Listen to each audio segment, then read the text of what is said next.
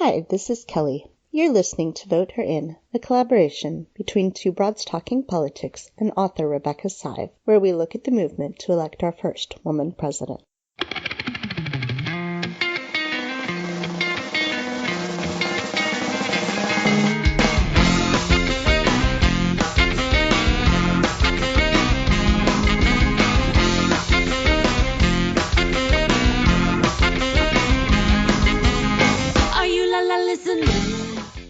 Hey everyone, this is Vote Her In, which is a series of Two Broads Talking Politics, a collaboration with author Rebecca Sive. And today, instead of a special guest like we often have, we're going to do sort of a wrap-up of the year. It's the final episode of the year and a look ahead to next year. So I am joined in this by my Two Broads co-host, Sophie. Hey, Sophie. Hey, friends. And we are also, of course, joined by our partner in this venture, Rebecca Sive. Hello, Rebecca. Hi there. So I am going to turn this over to Rebecca now to talk about some of the topics that we're going to discuss on this episode. So, hello, everybody. Delighted to be here with you after this wonderful year together with Two Broads and with Sophie and Kelly on this mission to inspire, motivate, talk about voting in more women, and particularly a woman president. We debated just before we started the show whether we should lead with a discussion of wine caves, but we've decided that we didn't really learn about wine caves until late last night, and what we did learn about in the course and get to think about, and you all got to think about during the course of the year, were some amazing lessons and inspirational stories from the women we have interviewed. So our thought was, I'm going to just run through some big ideas that, at least for me, were very meaningful in the course of the year's episodes. And then we're going to have a discussion about those, and Kelly and Sophie will give their thoughts. And then we'll have a brief look into next year and what it may herald, and wish you all a wonderful new year and happy holidays after that. So, as you may all have gathered, I'm sort of on the big idea front as a personal matter. I love advocacy and inspirational efforts. So when I was thinking about these big ideas, one of the very first that came to me as a longtime pro-choice advocate is the fact that we heard expressed over and over an unwavering commitment to reproductive rights. And notably back in June or so, we interviewed both Senator Klobuchar and Senator Gillibrand, and on the side had a brief exchange with Senator Warren. But in both of those longer interviews, just such a clear, compelling commitment to the notion of reproductive rights, which we don't take lightly, I'm sure you don't, and is notable in this year when we face some real barriers to Roe v. Wade still being the law of the land.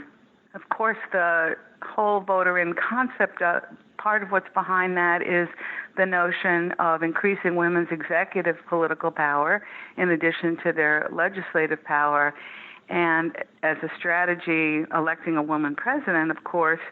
But we also saw and had a discussion about executive political power in a variety of institutional contexts. So, for instance, we talked with Jill Wine-Banks, noted MSNBC commentator, about that in her work. We talked about it with Jan Schakowsky, Congresswoman from Illinois, as a leader of the House of Representatives. We, of course, talked about it with Senators Klobuchar and Gillibrand. Importantly, we talked about it with Illinois State Senator Toy Hutchinson as head of an important national organization of legislators, now an executive in the office of the governor here in Illinois. And also notably, we talked about this notion of executive power and how women may exert it with Ambassador Eartha Cousin, the past head of the World Food Program. And in that context, we got this chance to hear from and explore and just be so grateful for, in my view, the bold, sometimes scary truth-telling on the part of some of the women we interviewed, really all of them, but two stories in particular of interviewees stood out for me. One was the story of Anna Valencia, who is a leader and an official here in the city of Chicago. And the second was from Corinne Jean-Pierre, also a commentator on television, author, and leader of Move On. And in that context, we saw, notwithstanding all the barriers that women face who seek to engage in public life or in politics, we also saw that dreams can come true. And I think that's important for us as we're in post-impeachment days looking to what may happen in the U.S. Senate. And notably, I come back again to Ambassador Cousin and her story of growing up as a young woman in a poor community on the west side of Chicago, and then 50 years later on the world stage as a leader of the UN. We also, in the context of, looking at what young women need to think about, may already be thinking about, may already be doing, we had a great interview with Ann Moses, I should say Dr. Ann Moses, who was the founder of Ignite, and which trains, as you may know, young women to enter politics. And she reported on a recent survey and also some anecdotal evidence, but on the fact of young women are really committed to politics, to policy change, for instance, on climate matters. And I guess last but not least, and I know there are other ideas, but these are the ones, as I said, that jump to mind for me. We were reminded from time to time, certainly by watching the news and seeing what's happening, that women candidates, just like women activists and women elected officials, recognize that we are bending toward justice, as Dr. King talked about. We don't know how long it's going to take, but we need to stay committed. And Linda Hirschman, a great author of several books about women leaders, made that point to us in her interview. So I throw those out for us to think about as the year moves on, and turn to Kelly and Sophie for their thoughts. Yeah, I wanted to sort of pick up on where you started with the idea of reproductive rights, reproductive justice, and I think that whether it's because women are in the mix in the presidential race or because there are so many women activists pushing it, it's clearly something that the male candidates, too, feel that they need to be all in on the Democratic side on reproductive rights. We saw women activists earlier in the year pushing Joe Biden to say that he would get rid of the Hyde Amendment, which he, clearly was reluctant to do. And so I think having women on the stage, in the debates, having women out there giving speeches on the campaign trail is important, and not just because they are going to tackle these issues if they are elected, but because they are making sure these issues are front and center and that all of the candidates have to be talking about them. And I think that's going to be really crucial moving forward. And we're seeing that not just in the presidential race, of course, we're seeing that in all the congressional races and things too. But I think that's so important in this presidential race. I will say I've been a little disappointed by the lack of focus on reproductive rights in the debates. Sometimes it comes up every once in a while, but it doesn't seem to have the same sort of sticking power as some of the other issues. It just sort of every once in a while in a debate will come up for 2 or 3 candidates. And I would really like to see the kind of focus on reproductive rights that the debate moderators seem to be putting on healthcare, for example, where we have to have the same healthcare debate every single time. Maybe one of those times instead we could have had discussion of reproductive rights, because as much as, all of the candidates, like most Americans, support Roe v. Wade remaining intact, that's not the only issue, right? Like, I'd like to hear what they want to do about funding. I'd like to hear more about how they would like to get rid of the Hyde Amendment and sort of how they would spread abortion access, across the country, what they would do for states where they have made abortion very, very difficult to get. Is there going to be any sort of federal programs to help those people? I'd like to hear more about that on the debate stage, and I feel like the moderators haven't always given me that.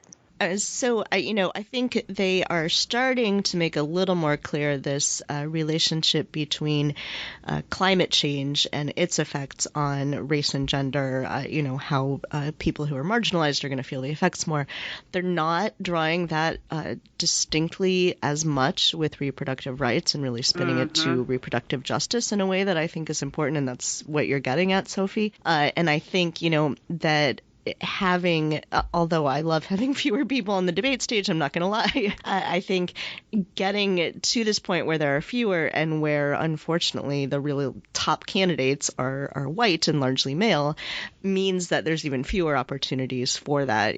People like Kamala Harris, people like Julian Castro are talking in those terms, but their voices aren't in the mix anymore, at least on the debate stage. And so, it's not going as far as it could and should, but it's certainly going further than we saw 4 years ago. Yeah, I think that partially goes back to that idea that, there is this arc that bends toward justice. I think it also may go back to the idea, and this is something we'll be looking at in the coming year as well, about whether, so to speak, it's a women's issue and therefore subsidiary to broader policy and issue matters, or whether, so to speak, every issue is a women's issue and, to your point, Sophie, deserves equal time. And I think that's a challenge for us. It was a challenge and will be one. I think that, one of the other things that I want to come back to, tease out a little bit, is this idea of executive political power and electability more largely. That's a term that's been thrown around a lot this year. What is electability? It seems to be sort of the thing people care most about, but no one can define it. And it, ends up meaning looking like the person who's been in the job before. And I think that, we're starting to see all of the candidates in the presidential election finally try to make the case a little more about why they are the electable one. That wasn't something they were focusing on as much before, and they're all drawing these distinctions, and seeing someone like Warren, who is not making that distinction in terms of gender, but is saying, I've tackled corruption, I have lots of plans for corruption, we're going against the most corrupt president administration we've ever seen. That's the distinction we need to make. And, I think it's interesting that really none of the women have ever tried to say, the distinction, the reason that I'm electable is because I'm a woman. But I think that, sometimes there are people making the argument the other way, saying to the men, are you electable this year? It's a year of a woman, like women are the ones winning all the races in Congress and in down ballot. Can a white man win this year? And so that I think that's an interesting, I don't think that's necessarily getting, down to all the voters. I think that's just something that sort of the media elite is talking about, but I think it's a really interesting spin. I agree with you. And I kind of noticed this yesterday as part of the debate where there was a moment where Pete Buttigieg and Amy Klobuchar were sort of at loggerheads. Right. And Pete Buttigieg kept coming back to, I'm a millennial and I'm gay and I was elected in Indiana. And Amy Klobuchar did not counter with, well, I'm a woman and that makes me really electable in the Democratic Party. She just started talking about her policies. And so I think it's really interesting that no one has made the explicit electability argument. And I'm thinking it's probably because in 2016 our candidate was a woman and she lost. Well, but she won, well, she won. You're right. I mean, she won, exactly. But she lost the Electoral College. And I think that people are taking the wrong lesson from that sometimes. I think they're saying, oh, well, that proves that a woman can't win the presidency. And what it proves is that a lot of women thought we had it in the bag and became very angry when she was not elected and were motivated to do things like win back the House in 2018 and are still motivated. And so that was less of a proof in the pudding moment when Hillary Clinton lost as a catalyst for women to become more involved in politics. And so I really wish people would make that electability argument more and say, most of the people who have really energized the party post 2016 are women. So maybe they would be even more excited to vote in 2020 by a female candidate. Well, and most of the people who vote as Democrats are women. Yes. Yeah, that's completely true. I also think it may be a more gradual process than, for instance, the three of us would hope. But both Elizabeth Warren and Amy Klobuchar in the last couple of weeks have made greater note of the fact of a woman's candidacy and a woman's value. Amy had a broadly, so to speak, referenced quote about, can a woman beat Donald Trump? Yes, Nancy Pelosi does it every day, which has resonated in a lot of places. And, of course, Elizabeth Warren also talked about, well, why not have two women on the ticket? So I think you're right. There may not be at this moment in time a full-throated, yes, let's elect a woman because we did it once, let's really do it again, which is, of course, the argument in my book, Vote Her In. But perhaps as the year unfolds, we'll see more, to your point. You mentioned also this idea of bold storytelling, sometimes scary truth-telling. I think that we're seeing a lot of the women candidates. I feel like they are leaning in more to that, and and not just at the presidential level. We saw that a ton in 2018 in congressional races. Women talking a lot about health struggles in their family that was motivating them to run, for instance. And I think a lot of us feel that if Hillary Clinton, that she sort of famously is kind of closed off, doesn't feel as warm and fuzzy sometimes.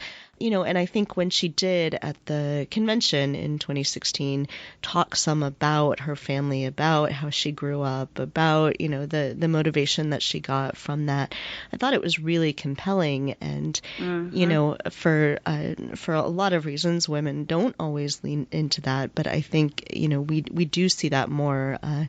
Certainly Warren leans into her family story a lot. Anyone who's listened to her stump speech more than once can tell you all about the dress that her mom had on when she was going to go get a job because her dad had a heart attack. And, so we see that. Amy Klobuchar talks a lot about her dad, especially in battles with addiction. Definitely, we saw Kamala talking a lot about, growing up. There was that famous debate moment where she said, I was that little girl on the bus, Right. And so I think maybe they are starting to realize, men have always done this, of course, but I feel like, and this may just be anecdotal, but it feels like women were less willing to sort of tell their personal stories, less willing to sort of go there. And in an era of Me Too, when people are talking so much more about personal stories, talking about how that motivates them, the work that they're doing, and it really feels like the women are starting to open up more in that way. And it's especially clear because of the comparison with Hillary Clinton. But I think that's really valuable, and I think it will help quite a bit in voters relating to women candidates the way that they relate to men candidates. On that point, when I was listening to the post-debate analysis last night, there was this, talking heads of three white guys, which, by the way, no surprise, was driving me crazy.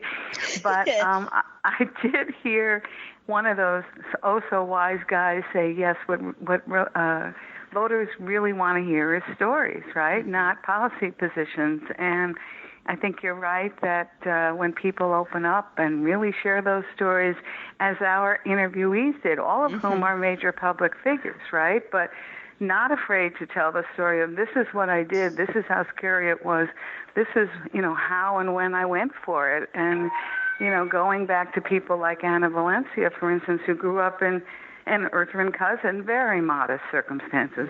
Here they are on the world stage. So there is proof to that. I think you're right, Kelly.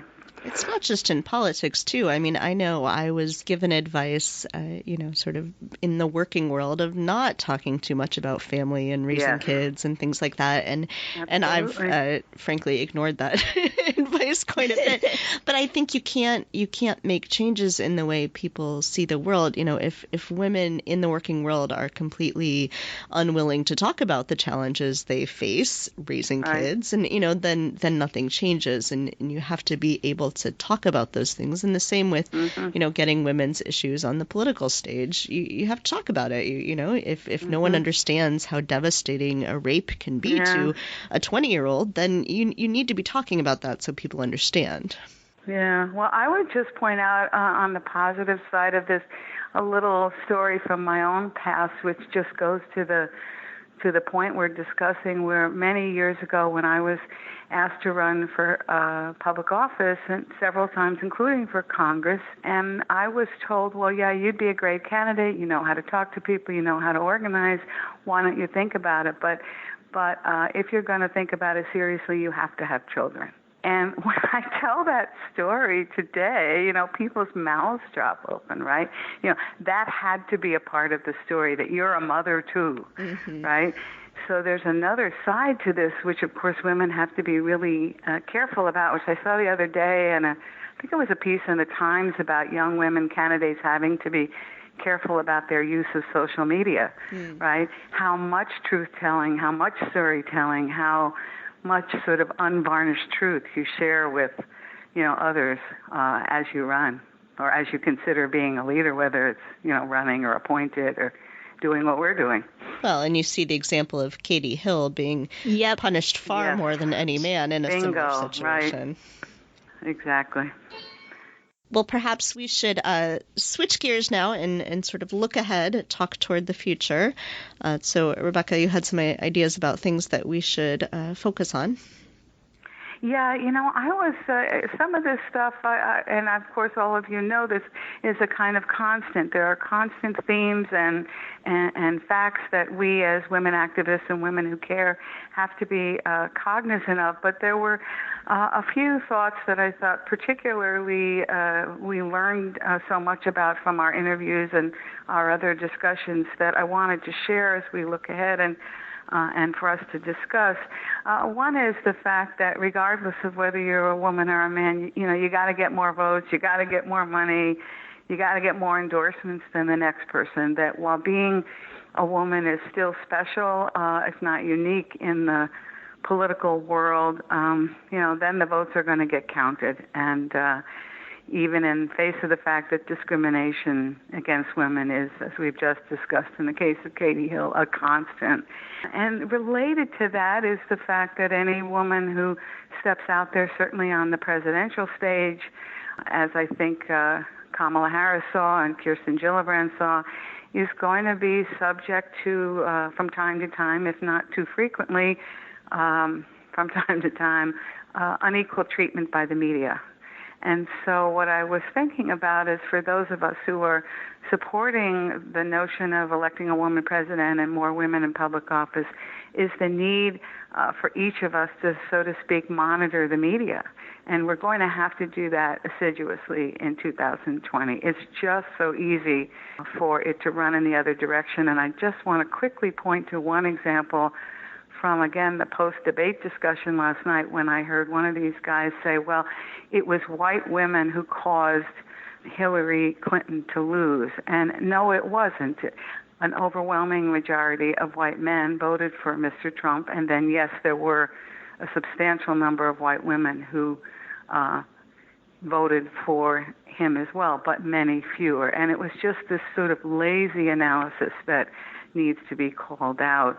A couple more ideas that I really thought about, watching for whether, and we touched on this a moment ago, whether women, so to speak, women's issues, whether it's reproductive rights or equal pay or other matters, will, so to speak, play in the arena as Sophie was expressing, or whether no, we have to talk broadly and mention, so to speak, women's issues as sort of subsidiary. And then, in that context, whether if one or more of the two women who are still in the race and I are able to go on to New Hampshire with some wind at their backs, whether they will be able to do so, notwithstanding the fact that they will be the first ever in American history to do that, and what they will face. And then I guess last, of course, and we'll sort of cheer ourselves on at the end of the podcast, we must remember, it seems to me, as we go into 2020, that each of us is equally important and valuable in this context of civic life and public engagement and political change, and that we each have a very special role as a messenger, as an organizer, as a leader, as a voice. So those are the things that sort of captured my mind as I was looking at our the episodes of the past year. I think to this point of the media, one of the good things about this past year, and that I assume will continue in 2020, is parts of the media calling out the sexism, having think pieces on what is likability, what is electability, and sometimes, the same piece is written like 25 times. But I think it is good that people are pushing back. There are terrific writers out there like Sadie Doyle who pushes back on this stuff constantly, so I think that is something that we really did not see enough of in 2016. There was very clear sexism and very little recognition of the sexism in the coverage. And while it's still happening this time, at least there are people who are recognizing it and trying to push back and reframe things a little bit. Right. Yeah, I agree. And I think one thing that came out of the surprise of 2016 for many people, I wasn't that surprised, but I was somewhat surprised, was that there were a lot of postmortems of the campaigns, and there's a lot of sort of public discussion of the media's role in sort of treating Hillary Clinton in sexist ways. And I think the media have been forced to sort of overall kind of grapple with their role in electing Donald Trump. And I think that some people in some areas of the media have been trying really deliberately to not do that this time around.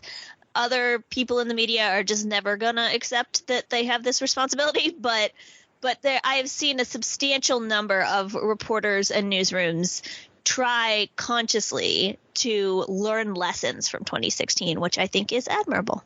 Yeah, they're not completely successful, of course, even when they try. And we all have built-in biases, and, that is underplaying some of it, and where gender intersects with race. There were clearly ways that Kamala was portrayed, for instance, that, had some bias in the way that she was portrayed. But, I think it's better. We're at least on the right track.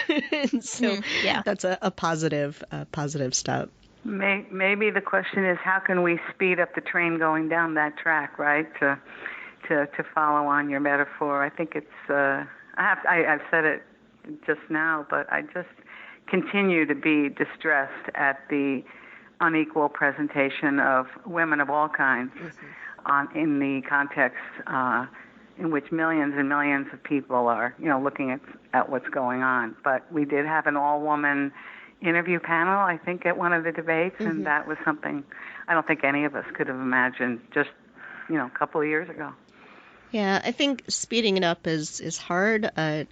And one of the things I'm thinking about a lot is sort of the really long view. So Sophie and I are both raising young sons, and so we're thinking very deliberately about how we talk to them about gender. And, it's not enough that just my kids see that I'm a woman who is, successful in doing things, but I talk to them about it and, talk to them about gender and how there's never been a woman president. It's important that we have women. And so I think, that's, of course, not going to pay off for decades, but I think there are a lot of us who are doing that now, and that will be important moving forward. For sure. I would say on this point and the point I was raising about, so to speak, women's issues as opposed to every issue is a woman's issue, that one of the things I find interesting in this context and going forward is the continuing use of some of the more radical notions about change, about trying to speed it up, images of, so to speak, smash the patriarchy. And I have to say, I take some art from that. Yeah, no, I think that's great. And, although Gillibrand's campaign did not do as well as I would have hoped, I think she was so outspoken about the role of gender in everything, and the way that we need to have more women in the arena. And I really, I wish that it had gotten more traction, and there's lots of reasons that it didn't. But I think it's important, even when, she isn't ultimately elected president, that we just hear those voices, that message is getting out there deliberately and consistently. And on that point, going to this last theme that I mentioned a few minutes ago, I think I continue to see this, that, notwithstanding the incredible activism among women, by millions of women we've seen since the Women's March in 2017, there is still this feeling, I get this sometimes when I talk to people or give a speech, that, well, what can I do, right? And I think that, certainly both you and Sophie are wonderful examples of women who were energized and became quite active and helpful and important in that process. But I do want to perhaps, end our discussion with this fact that we each are so important in this. And I wanted to just kick it off by one idea which really resonates with me and I've found resonates with other women. And that is the notion that women talking to each other, right?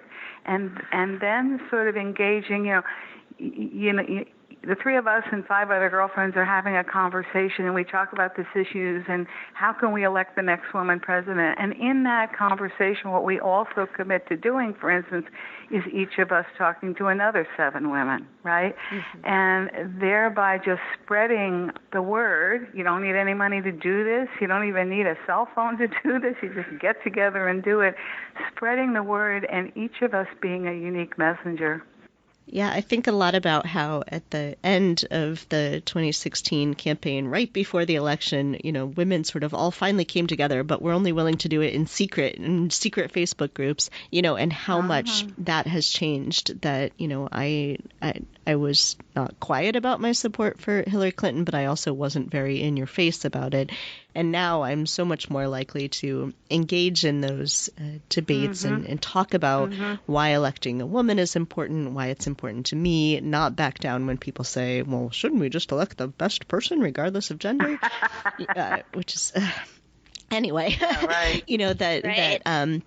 that I think a lot of us are more willing to push back on that, both online, but also in person, and have those conversations. I've talked very deliberately with my father, for instance, about who I think is the best candidate and why, and, why I think that the candidate he's supporting, might not be the right choice, and in ways that I wasn't having those conversations before. And I think that if all of us do that, that goes a really long way. It's a sort of, the other thing about it is in this age of, here's Mike Bloomberg and Tom Steyer, for instance, spending tens of millions of dollars on paid advertising. We are an equal counterweight to that, and I think we women, and I think sometimes we forget that the people that each of us listens to most carefully is the people we know, right? And then the people who are in the public eye, who, going back to what we were talking about a minute ago, tell the stories that we're familiar with too, and how they went about achieving as they did. And I think that that's something I might be repeating it ad nauseum in the new year, who knows, given all the money that's likely to be spent, including by the women candidates. But I do want to say that, if anything, the interviews we did this past year, the other discussions we had, the sort of historical context in which we placed this amazing time we're in about women running for president, is all about individual women stepping up, speaking out. And there was perhaps close with this idea. When I was at the 2017 Women's March and photographing it, and which was what really impelled me to write Vote Her In, it was the signs. And one of those signs, I talk about it in the book, it said, history has its eyes on us, right? And so that's kind of where we are. We have eyes on us. We have our own eyes on us. We have this capacity, to be incredible agents for change. So as we're looking ahead to next year and all the discussion we're going to have, I want us to just bear in mind that even on the dark days, that's what we're going to be able to do. Remember that we have the power. I love that line about history has its eyes on us. I feel like that's such a hopeful thing when things are bad, to think, but future generations will look back on this and see that we did the right thing, that things were incredibly difficult. That makes me think of my grandparents during the civil rights movement and how proud I've always been to look back and think it wasn't popular then, but thinking about them going door to door to register Black voters in the South makes me very proud. And so it's nice to think that maybe my child or my grandchildren will feel that way about me. Exactly. And if Sophie and I can go out and canvass, knock doors, and tell people to vote, then anyone can do it.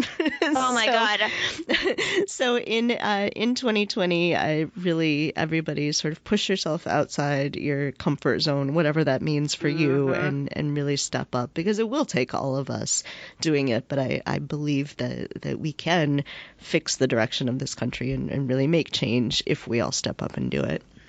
You guys, I'm such an introvert and I have an anxiety disorder, and I have canvassed many times now.